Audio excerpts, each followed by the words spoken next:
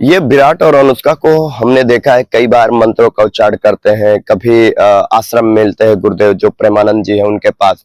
इनका ये देखने के बाद इतने बड़े होने के बाद भी अपने धर्म से जुड़े हुए हैं। और दूसरी बात ये है कि ये मानते भी हैं और उसे फॉलो भी करते हैं। मैं कई बार देखता हूँ वीडियो में ये प्रेमानंद जी के पास होते हैं और अपनी अपनी बातें रखते हैं।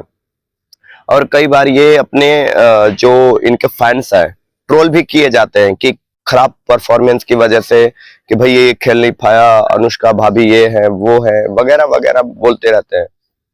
लेकिन इन सभी चीजों को होने के बावजूद भी एक दूसरे को आत्मसमर्पण है।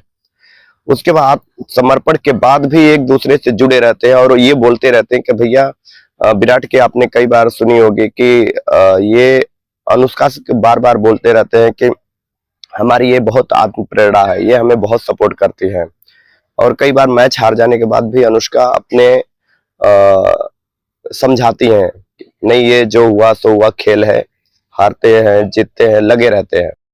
लेकिन आपका मेन मुद्दा ये है कि एक दूसरे के प्रति आत्मसमर्पण बहुत बड़ी बात होती है।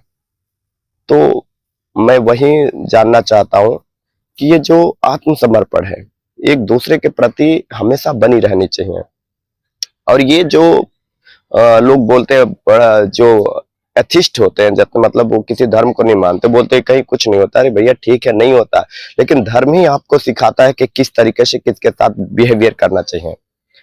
बिना धर्म का आपको समझ में नहीं आएगा। और आपके बड़े बड़े साइंस भी धर्म नहीं सिखाता कि माँ के साथ कैसा बर्ताव करना चाहिए, बहन के साथ कैसा बर्ताव करना चाहिए, मामा मामी मतलब जो भी है रिलेशन में कैसे बर्ताव करना चाहिए, कोई साइंस में कहीं भी उल्लेख नहीं है।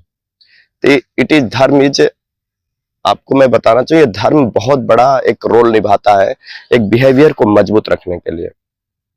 और ये सब चीजें देखते हुए हमें भी लगता है कि अनुष्का और विराट अपनी जीवन में उतारते हैं और उनकी देखिए जोड़ियां जमी रहती है, चलती है, चल रही है ना। तब बॉलीवुड और जाओ जो नहीं मानते धर्म को उनके जाओ 5 साल 4 साल बाद टूट जाती है।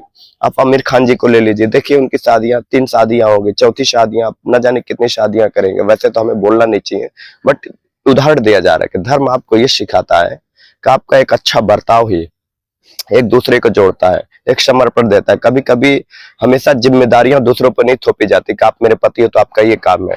कभी समर्पण भी दिया जाता है।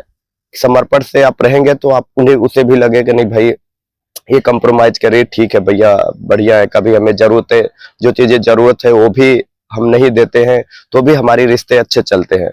यही इसी रिश्ते को चलाने के लिए हम जरूरत के अनुसार काम करते हैं। तो मेरी वीडियो लाइक एंड सब्सक्राइब जरूर करें दोस्तों। धन्यवाद।